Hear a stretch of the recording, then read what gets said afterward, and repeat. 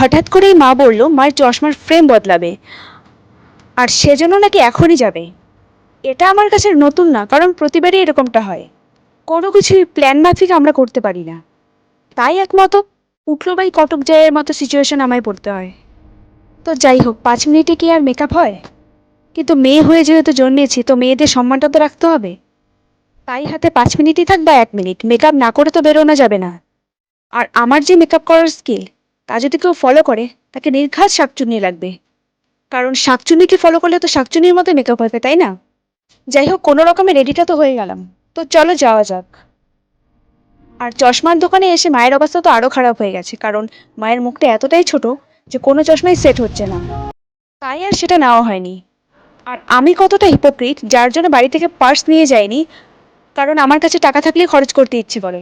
আর সেই আমি মায়ের টাকা খুশিয়ে নিজের জন্য জিনিস নিয়ে বাড়ি যাচ্ছি। মানে মারাত্মক লেভেলের খুশি হয়েছে আজকে শপিং করে। এই যে এই ব্যাগটা, পুজোতে দুটো ব্যাগ নিয়েও আমার পোষায়নি, আর এটাকে কিভাবে ক্যারি করবো জানি না, ভালো লেগেছে তাই নিয়ে এসছি। শুধু এটাই না, এই ড্রেসগুলো নিয়ে এসছি। এই দুটো ছিল মায়ের। আর আমি নিয়েছি এই সুন্দর লাল টুকটুকে কট সেটটা।